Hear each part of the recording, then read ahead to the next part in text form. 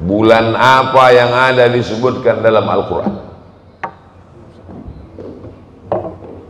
Syahrul Ramadan alladzi unzila fihil Quran. Satu-satunya nama bulan yang disebutkan dalam Al-Quran bulan Ramadan. Mengapa bulan Ramadan? Karena bulan Ramadan bulan turunnya Al-Quran. Salat subuh karena ayat paling panjang. Salat tahajud karena ayat paling panjang. Bulan Ramadan karena bulan itu dia turun. Air putih. Kenapa tiba-tiba Ustaz ingat air putih? Baru datang. Setelah diperiksa melalui mikroskop paling canggih di dunia, ternyata air putih ini ya putih, air mineral. Setelah dibacakan ayat-ayat Al-Quran, maka muncullah molekul-molekul cahaya bergambar bunga persegi 8. Bisa dilihat Pak Ustaz. Kalau tak percaya lihat aja. Gak kelihatan Pak Ustaz? Lihat di handphone. Buka www.google.com. Tulis di situ The Miracle of Water. Tulisannya Pak Ustaz, Miracle of Water. Maka di sana akan nampak molekul cahaya yang muncul ketika dibacakan ayat-ayat Al-Quran. Yang menguji, yang ngetes malah bukan orang Islam, orang Jepang. Dia mau melihat apa respon air terhadap bacaan ayat Al-Quran. Salat subuh disebut karena ayatnya paling panjang. Salat tahajud disebut karena ayatnya paling panjang. Bulan Ramadan disebut karena bulan Ramadan dia turun. Air berubah, molekul cahaya muncul, kristal cantik indah karena ayat-ayat Al-Quran. Air merespon. Maka judul kita Hidup Mulia Bersama Al-Quran. Jadi manusia ini di badannya ini cairan. Karena sampai hari ini belum ada manusia ketika jatuh sobek kulitnya yang keluar kabel, itu belum ada. Kecuali dia Robocop sama Transformer. Kalau jatuh keluar darah. Darah itu minyak atau air? Air. Makanya air itu merespon ketika dibacakan ayat-ayat Al-Quran. 3 liter air dalam tubuhnya ini, kalau tumpah dia kekurangan darah, mati. Lalu kemudian habis, hilang. Jantung berdegup, berdetak, menyemburkan darah. Darah itu air. Air itu merespon ketika dibacakan ayat-ayat Al-Quran. Makanya ketika kita bangun pertama kali dan kita sholat tahajud, ayat Quran banyak supaya darah itu berubah menjadi positif. Begitu juga dengan tahajud, begitu juga dengan subuh. Ayatnya juga yang paling panjang supaya nanti saat melewati menjalani hari Selasa. Selasa ini betul. Saking lamanya saya sudah keluar nih lupa hari apa udah. Maka hari Selasa ini insya Allah, karena kita tadi dibacakan ayat yang panjang oleh imam kita, maka kita pun bersemangat. Maka kalau ada orang yang diganggu jin, kerasukan setan, apa dibacakan? Ayat Quran. Belum pernah ada orang kerasukan setan dinyanyikan lagu dangdut. Allahu la ilaha illa huwal hayyul qayyum la ta'khudhuhu sinatun wa la nawm lahu ma fis samawati wa ma fil ardh man alladhi yashfa'u 'indahu illa bi'idhnihi ya'lamu ma bayna aydihim wa ma khalfahum wa la yuhituna bi shay'in min ilmihi illa bima syaa wasi'a kursiyyuhu as-samawati wal ardh wa la yauduhu hifdhuhuma wa huwal 'aliyyul 'azim. Kenapa Ustaz bacakan terus? Mana tahu ada yang kerasukan setan. Setannya keluar, merespon dia. Makanya itu dibaca habis sholat subuh, dibaca habis sholat zuhur, dibaca habis sholat asar, dibaca habis sholat maghrib. Seminim-minimnya habis subuh sama habis maghrib. Kenapa? Habis subuh awal hari, habis maghrib awal malam. Dibaca dari awal hari, dijaga sampai petang hari, dijaga dari dibaca awal malam, dijaga sampai akhir malam. Nyambung antara subuh ke maghrib, maghrib ke subuh. Begitulah Allah menurunkan, bukan mantra, bukan bim salah bim abrakadabra, tapi yang diturunkan adalah wa nunazzilu minal Qur'an, kami turunkan Al-Quran ma huwa syifaa, sebagai obat terhadap masalah-masalah kehidupan.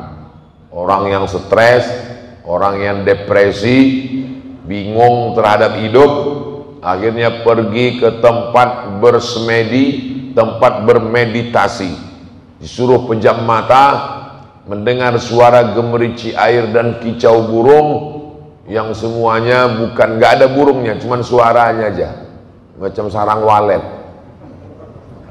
Disuruh tarik nafas, tarik nafas, tarik, tahan, keluar dari bawah.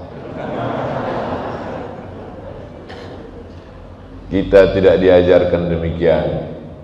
Ini adik-adik kita ini resmi mengumpulkan sesuai dengan ayat Quran. Masalul ladzina yunfiquna amwalahum fi sabilillah, orang yang bersedekah harta di jalan Allah, kamasal. Jangan dekat-dekat deh, bapak ini dompetnya terjepit di, pelan-pelan, langkahnya pelan, kayak slow motion. Ambatat sab'a sanabil, satu biji tumbuh 7 cabang. Wa fi kulli sumbulatin mi'atu habbah, satu cabang tumbuh 100. Satu jadi 7, 100 jadi 700. Wallahu yudha'ifu liman yasha, Allah melipat gandakan sesuai kehendaknya. Itu ayat Qur'annya. Adapun hadisnya, setiap subuh Allah kirim 2 malaikat. Termasuk subuh ini ada 2 malaikat yang dikirim Allah. Malaikat yang pertama berdoa, Allahumma a'ti munfiqan khalafa, siapa yang bersedekah tadi berilah dia ganti ya Allah. Tapi Allah itu adil, dikirimnya 1 malaikat lagi berdoa, Allahumma a'ti mumsikan talafa, yang tak bersedekah pura-pura khusyuk dengar ceramah, binasakanlah dia ya Allah. Saya takut kena binasakan, daripada saya duluan kena, bagus saya bersedekah. Ustaz tuh pandai ceramah aja tuh, ngomong nyuruh orang sedekah, dia sendiri tak ada bersedekah. Udah ada kalian foto lah.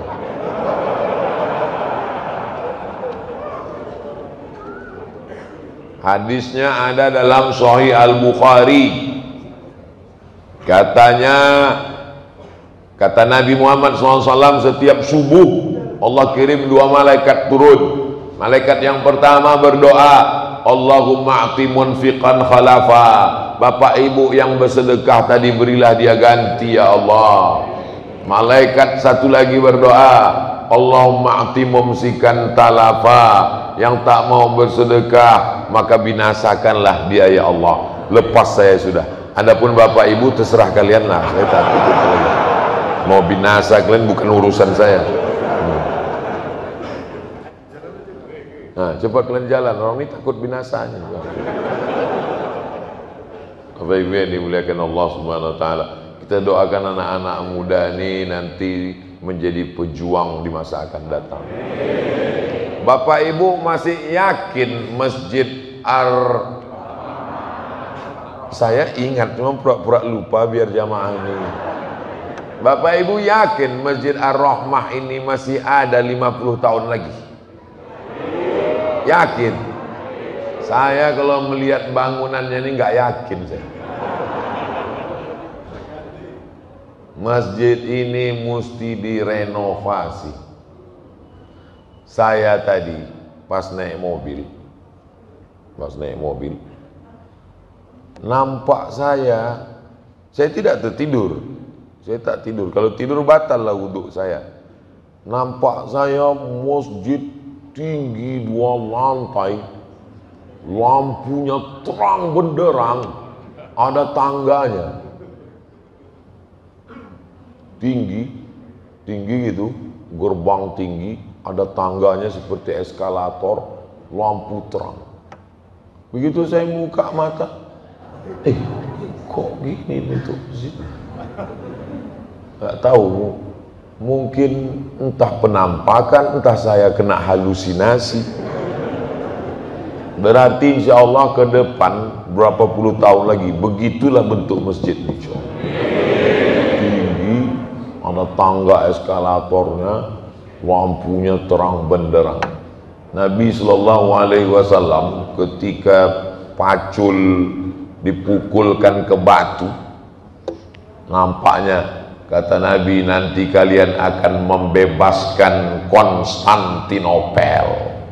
Apakah Konstantinopel itu dibebaskan? Ya, yang membebaskannya Muhammad Al-Fatih. Jadilah dia kota namanya Istanbul. Semua mesti berawal dari mimpi-mimpi. Kita tidak boleh merasa cukup dengan begini saja. Masjid ini mesti besar ke depan insya Allah. Amin. Dari apa? Quran menyebutkan solusinya. Wa anfiqu, berinfaklah, min thayyibati ma kasabtum, hasil usahamu yang baik-baik. Yang tak baik Allah tak terima. Tapi nanti kalau ada orang yang berinfak ke Masjid Ar-Rahmah ini, Pak Ketua Masjid nggak perlu ditanya, Assalamualaikum Pak, saya mau berinfak, ini kalau boleh tahu uangnya dari mana ya? Nggak usah tanya, terima aja. Kalau duitnya duit korupsi Pak Ustadz, nggak usah kita tanya-tanya. Duit korupsi sama duit halal kan warnanya sama-sama merah. Mungkin kalau duit korupsi hitam, enggak. Terima aja duitnya semua. Semua itu diterima, dibangunkan ke masjid segala macam. Yang penting kita menerimanya lillahi ta'ala. Kita tidak ada unsur apapun, tidak ada kepentingan dunia. Karena masjid ini letaknya strategis di tepi jalan raya kota besar, Masya Allah. Inilah masjid yang hidup 24 jam. 24 jam nggak ada matinya. Masjid yang di pinggir jalan raya, yang tidak ada di dalam gang, beda dengan depan-depan ruko, orang pun malas mampir. Masjid seperti ini orang mampir terus, bukan untuk sholat, ke toilet. Makanya toiletnya itu jangan ditutup. Kalau toiletnya ada 10, yang satu buka, buat banner baliho besar dibuat, tolong jangan cuman kencing. Jangan sampai kalian nanti, wahai saudaraku, lewat di masjid, mati menghadap Allah, ditunjukkan buku catatan amalnya, mampir ke masjid, mampir ke masjid, mampir ke masjid, keterangan kencing, kencing, kencing, kencing. Buat di situ kotak sedekah dari besi, ditempelkan ke dinding, dilas. Karena kalau tidak ditarik orang. Pernah kami buat Pak Ustadz, dicopot orang tuh sama tiang-tiangnya sekalian. Nah, buat tiang yang lebih besar sekali. Maka inilah harta yang tidak habis dengan kematian. Yang lain habis. Itu mobil-mobil mewah yang cantik, yang hebat itu. Kalau Bapak meninggal dunia, apakah mobil itu Bapak bawa mati? Ibu yang menjawab tidak. Bapak yang kutanya, ibu yang menjawab. Kenapa? Karena mereka udah tahu, ini kalau kau mati bang, ini punya aku nih, kata dia. Hati-hatilah kalian Pak. Satu-satunya mobil yang bisa dibawa mati adalah mobil wakaf.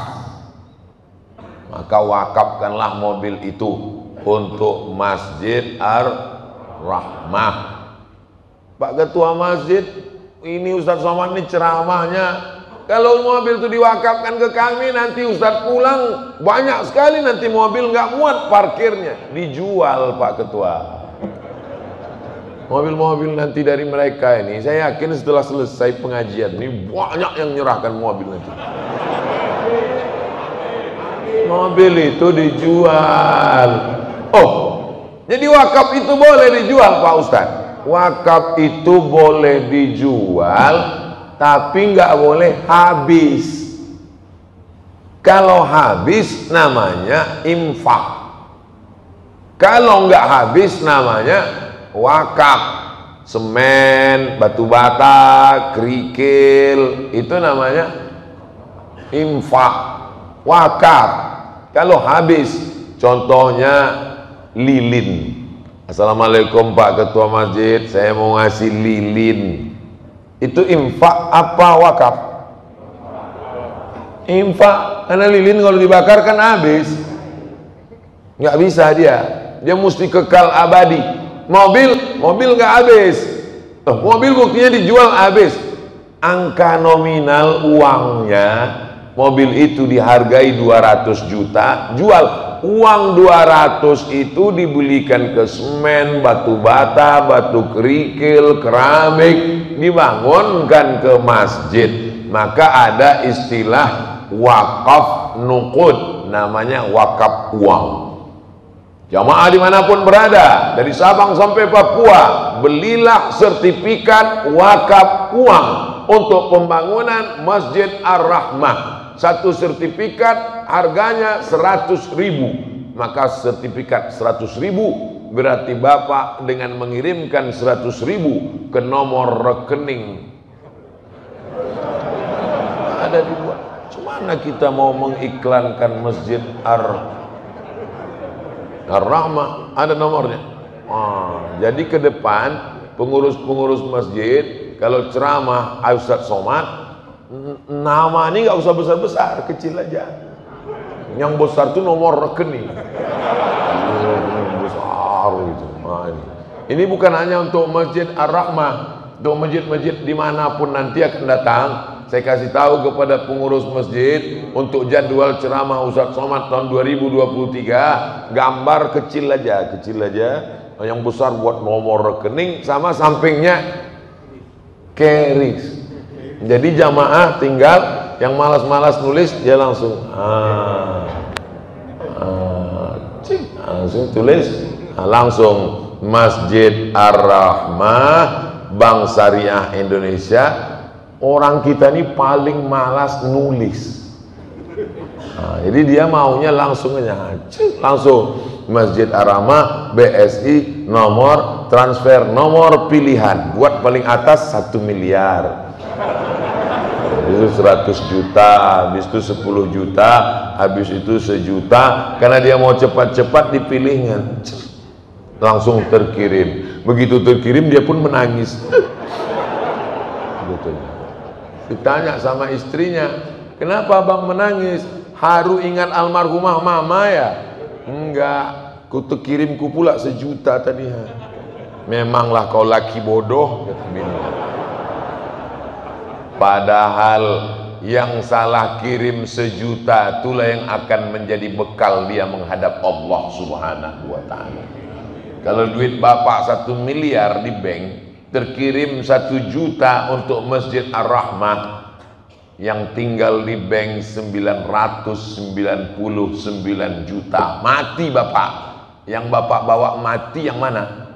Yang 1 juta itulah. Yang 999 juta dibawa mereka untuk nikah sama brownies, berondong manis.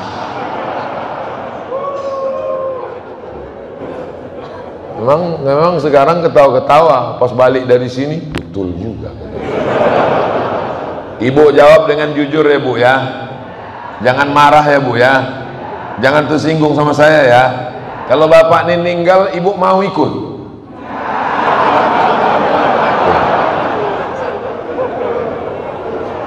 Tapi jangan gara-gara cerita ini kalian yang muda-muda ini jadi takut bebini, lalu mempertahankan status jomblo kalian sampai hari kiamat.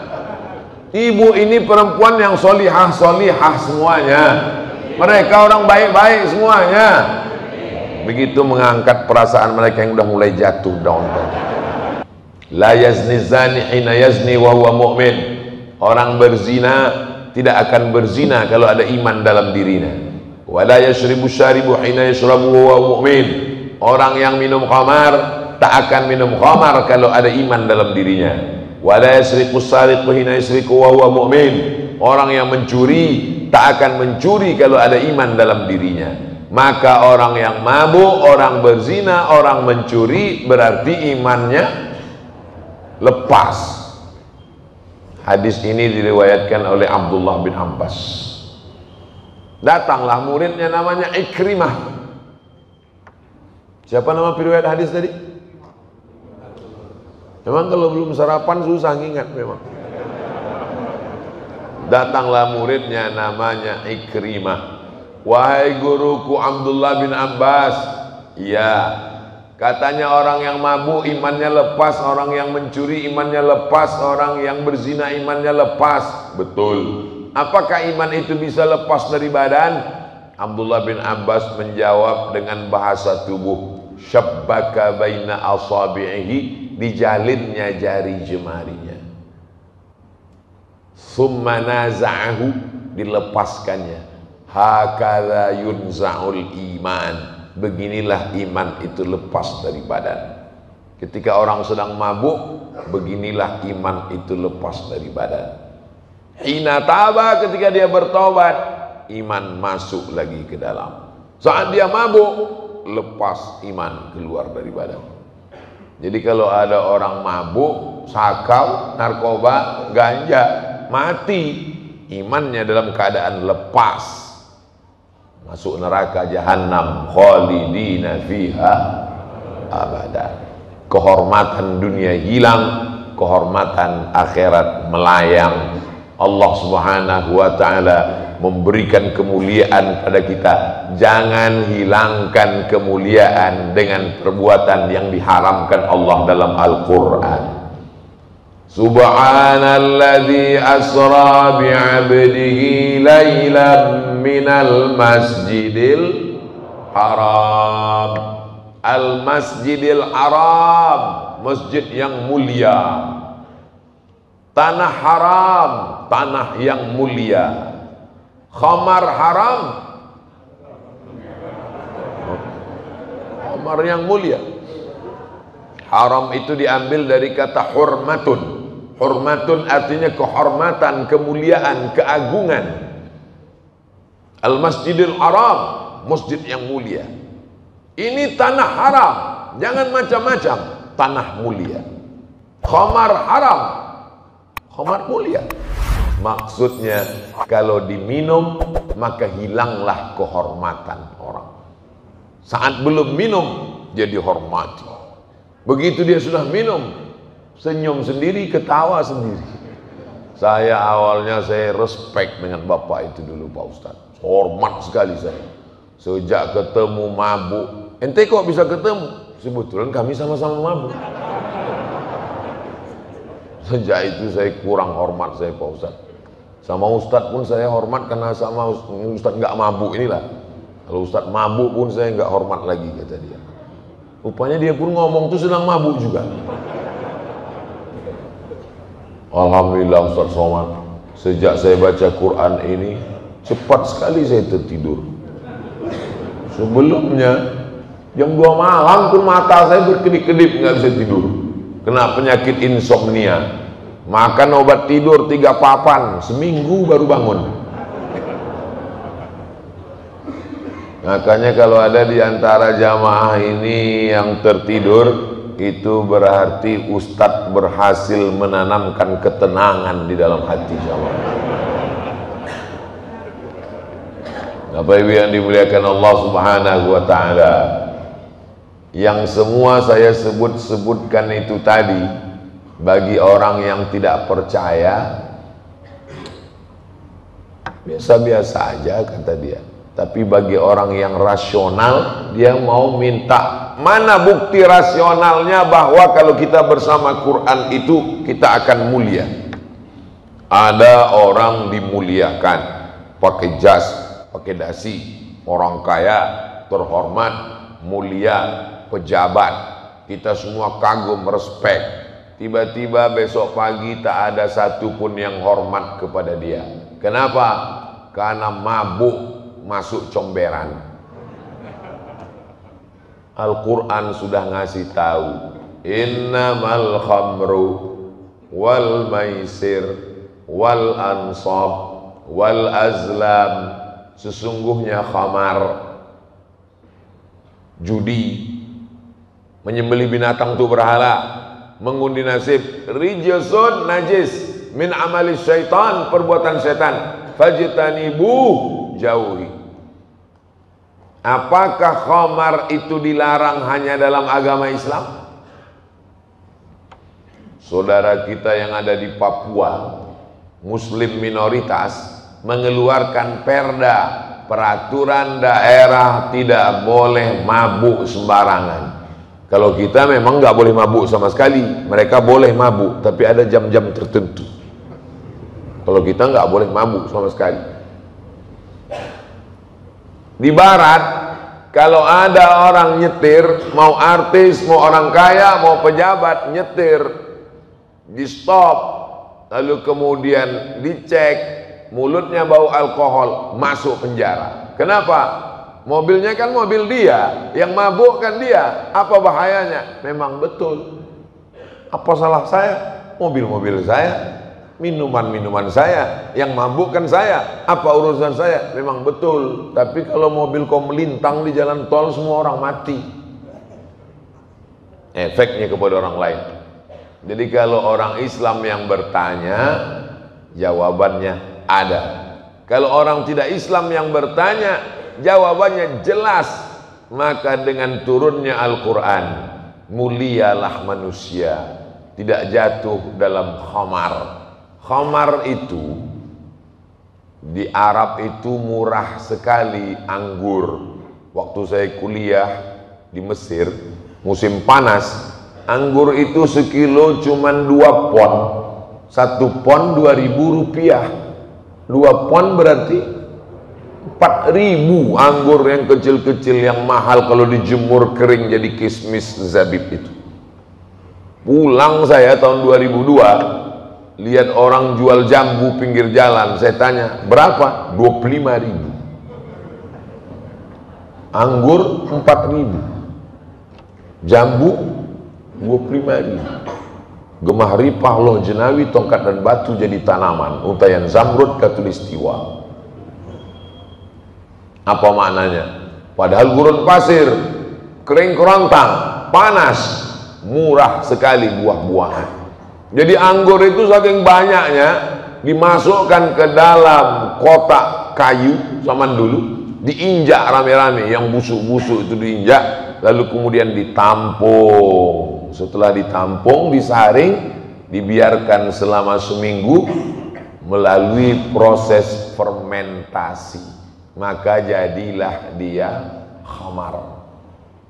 Cairan anggur boleh diminum, tapi kalau sudah melewati fermentasi seperti air tape dia, maka jatuh jadi haram karena di dalamnya sudah mengandung alkohol.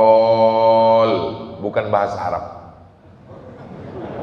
Alkohol, almari, alpokat itu bukan bahasa Arab. Apalagi aluminium. Dia zat yang muncul dengan sendirinya karena proses fermentasi, itulah menyebabkan dia haram. Jadi di dalam Al-Quran itu yang ada disebutkan khamar. Khamar itu cairan anggur. Bagaimana dengan ganja? Bagaimana dengan sabu? Bagaimana dengan opium? Tidak ada disebutkan dalam Quran. Lalu pengambilan dalil hukumnya jadi haram bagaimana? Quran, dalam Quran tak ada. Hadis, dalam hadis tak ada. Ijma, dalam ijma tak ada. Yang empat namanya qiyas, bukan kisos. Qiyas menetapkan sesuatu yang belum ada hukumnya kepada sesuatu yang sudah ada hukumnya dengan melihat persamaan antara keduanya. Yang sudah ada hukumnya cairan anggur, yang belum ada hukumnya ganja. Melihat persamaan antara keduanya, sama-sama menghilangkan akal. Orang kalau sudah minum khamar, pulang dia ke rumah, tak bisa dibedakannya mana bininya, mana bini tetangganya. Orang kalau sudah pakai ganja, maka fly hanyut terbang ke awan. Alah, Ustadz kayak pernah aja, kata yang nyoba. Kata orang yang sudah mencoba, ingin juga mabuk, mau beli ganja tak ada uang, mau beli sabu nggak ada uang, mau beli narkoba nggak ada uang, akhirnya dibelilah kopi dicampur dengan spiritus, diminum, alhamdulillah mati. Bukan mabuk. Karena kadar yang bisa memabukkan paling tinggi 20%. Saya pergi ke mall, saya cari yang tempat barisan jual minuman keras, saya cek satu-satu. Oh, 5%. Oh, 2%. Paling tinggi 20%. Mereknya nggak boleh sebut, nanti dia iklan gratis. Lewat dari 20%, takarannya tidak sesuai, namanya miras oplosan, diminum, mati. Dunia tak dapat, akhirat melayang. Bapak Ibu yang dimuliakan Allah Subhanahu wa ta'ala, la taqrabuz zina, janganlah kamu dekati zina. Khamar jelas, innamal khamru. Tapi kalau zina tadi bunyi ayatnya lain. La taqrabuz zina, jangan dekati zina. Ya, ayatnya tidak mengatakan jangan berzina. La taqrabuz zina. Jadi ketika itu ada seorang ahli ibadah, tinggalnya di Som'ah, makanannya diantar, dia tidak keluar untuk cari makanan, pakaiannya dijemput, dicucikan keluar, kerjanya beribadah aja. Tiba-tiba ada seorang kakak adik, 2 orang mau berperang melawan musuh, tapi punya seorang adik perempuan. Adik perempuan kita ini nanti siapa yang jaga kalau kita perang? Oh, kalau gitu kita titipkan ke pedagang, jangan dijualnya adik kita ini nanti. Kita titipkan ke si anu, jangan, saya nggak percaya. Kalau gitu kita titipkan ke ahli ibadah itu. Ini ceritanya kalangan Bani Israel. Buka dalam tafsir Al-Quran, pembahasan tentang ayat la taqrabuz zina, jangan dekati zina. La tattabi'u khutuwatis syaitan, jangan ikuti langkah-langkah setan. Kalau gitu kita titipkan aja ke ahli ibadah. Ya, dititipkanlah ke tempat si ahli ibadah. Tuan ahli ibadah, ya, kami mau perang melawan musuh. Ya, adik kami ini kamu yang jaga. Oke, dibuatkanlah rumah kecil di samping tempat ibadah. Lalu dia pun beribadah. Cara setan pertama merusak ahli ibadah.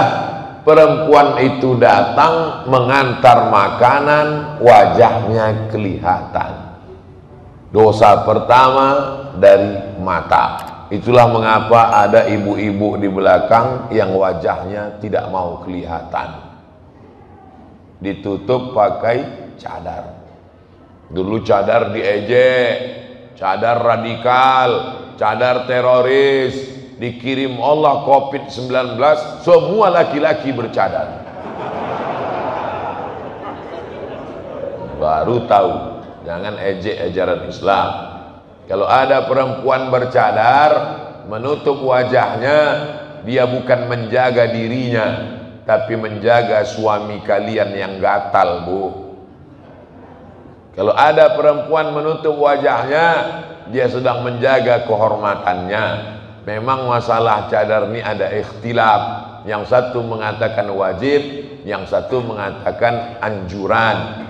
Jangan kelahi. Yang sudah bercadar istiqomahlah. Yang baru pakai jilbab, pakai hijab, jangan ejek saudarimu. Kalau yang bercadar mengejek yang berjilbab mengejek yang bercadar, yang ketawa yang nggak pakai baju. Maka mulai mengantar makanan, melihat wajahnya, jemput pakaian, maaf beribu maaf, lama-lama digoda setan orang ahli ibadah tadi, dia pun berzina dengan perempuan itu. Setelah berzina, perempuan itu mengandung. Dia takut kalau perempuan ini nanti mengadu, kakaknya pulang, dia dibunuh. Maka diracunnya perempuan itu, digalinya tanah di dalam tempat ibadah, dikuburnya di dalam. Ketika kakaknya pulang bertanya, mana adik kami? Saya nggak tahu, saya sibuk dengan beribadah, tiba-tiba adikmu hilang.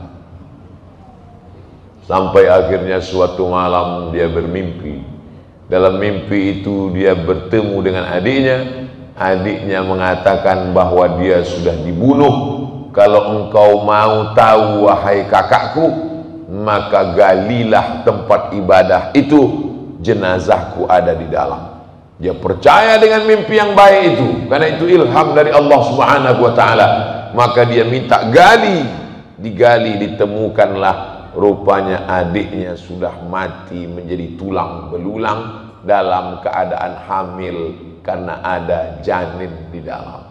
Maka dihukum mati. Semuanya berawal dari pandangan pertama, ngomong, kedekatan, langkah-langkah setan. Begitulah Allah menjelaskan, la taqrabuz zina, jangan dekati. Jadi kalau ada ustadz yang melarang, kalian jangan tukar-tukaran nomor, kalian jangan satu grup WhatsApp. Orang SMS aja kok, WA aja kok, apa hubungannya? Kalian jangan jalan berduaan. Ustadz suuzon. Ustadz pula dia bilang suuzon. Itu bukan ustadz yang melarang, Allah melarang. Nazratun berawal dari pandangan. Setelah nazratun, fabtisamun, mulai senyuman. Setelah senyuman, fasalamun, mulai say hello, hai. Setelah salam, fakalamun, mulai ngomong. Setelah ngomong, mau'idun, janji. Setelah janji, faliqaun, pertemuan. Ada 6 langkah setan. Berawal dari mata, senyuman, salam, ucapan, pertemuan, janjian. Setelah itu terjadilah apa yang terjadi. Maka tutuplah dari awal. Ketika melihat, tundukkan pandangan. Maka di masjid ini tidak ada laki-laki yang bisa melihat perempuan. Kenapa? Karena semua laki-laki melihat saya, kecuali saya. Dan di masjid ini tidak ada perempuan yang bisa melihat wajah laki-laki. Kenapa? Karena semua ibu-ibu hanya bisa melihat tengkuk bapak-bapak. Bapak-bapaknya melihat saya, ibu-ibunya melihat tengkuk bapak-bapak, sedangkan saya memang bisa melihat ke sana, tapi saya ini kan udah tua, jadi nggak jelas sekali. Saya ini umur sudah 45 tahun, jadi tak jelas sekali mana anak gadis, mana nenek-nenek, rata aja nih kelihatan. Makanya di antara sop laki-laki dan perempuan itu dibuat namanya satir. Satir, kain penutup. Di Masjid Ar-Rahmah ini ada kain penutupnya? Enggak pakai kain penutup? Ada di beberapa masjid itu kain penutupnya setinggi lutut, macam net takraw. Kain penutup tuh mesti sampai ke atas setinggi kepala supaya yang sop belakang tidak bisa melihat sop pertama perempuan. Karena yang di belakang ini anak-anak muda banyak. Itu kalau ada anak gadis di belakang lain bunyi aminnya. Amin. Sebaik-baik sop laki-laki di mana? Depan. Sebaik-baik sop perempuan di mana? Belakang. Kenapa? Karena sebaik-baik sop laki-laki di depan, karena dialah yang paling jauh dari perempuan. Kenapa sop perempuan disebut paling bagus belakang? Karena dialah sop yang paling jauh dari laki-laki. Begitu Allah menjaga harkat, martabat, kehormatan manusia. Saudaraku yang dimuliakan Allah Subhanahu wa taala, itu semua diceritakan Allah dalam Al-Qur'an bahwa kita semuanya akan mati menghadap Allah. Alladzi khalaqal mauta. Allah menciptakan mati, wal hayata. Allah menciptakan hidup, liyabluwakum ayyukum ahsanu amala. Allah menguji siapa yang paling baik amal. Al-Quran itu menjelaskan semua. Akhirnya kita pun mati menghadap Allah. Ada yang mati karena kecelakaan lalu lintas, ada yang mati karena COVID, ada yang mati karena batu, ada yang mati karena tenggelam. Lalu orang pun bertanya, matinya kenapa? Karena diabetes. Matinya kenapa? Jantung koroner. Matinya kenapa? Karena kanker. Matinya kenapa? Padahal matinya semua karena malaikat maut. Kalau nggak dicabut malaikat maut bisa mati. Berapa banyak orang mati nggak mati-mati. Bunuh diri di rel kereta api, sudah siap live lagi. Hai guys, saksikan detik-detik kematianku. Ya pun, lewat kereta api, begitu lewat nggak mati, rupanya salah rel.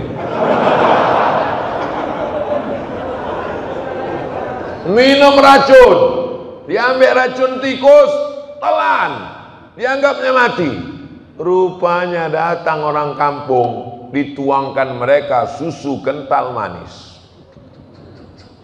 Ini kalau dituang susu kental manis kemari, susu kental manisnya turun ke bawah, air yang ada ini turun ke atas, tumpah dia. Makanya kalau ada orang minum racun, maka tuangkanlah susu kental manis agak kira-kira ya selusin lah. Maka keluar semua itu racun-racunnya. Kenapa? Karena susu kental manis itu berat, penuh, dia memenuhi usus, akhirnya racunnya keluar. Begitu dia terbangun, disangkanya udah masuk neraka. Loh, tengoknya istrinya, kau kok neraka juga, kata dia. Kau nggak jadi mati bang, masih sama aku lagi, gitu. Saudaraku yang dimuliakan Allah Subhanahu wa taala, berapa banyak orang yang mau mati tidak mati, berapa banyak orang yang tidak mati, kata dia, sehat gagah perkasa. Begitu sampai di kantor, lihat sekretaris, mati. Suami saya itu Pak Ustadz tadi malam pas mau tidur itu masih sehat Pak Ustadz, masih cerita tentang rumah kami yang belum selesai itu renovasi Pak Ustadz. Tiba-tiba pas jam 3 saya bangunkan dia mau sholat subuh, terasa dingin macam es batu, rupanya udah mati Pak Ustadz. Makanya sebelum tidur itu kita siap-siap mati. Bismika Allahumma ahya wa amut.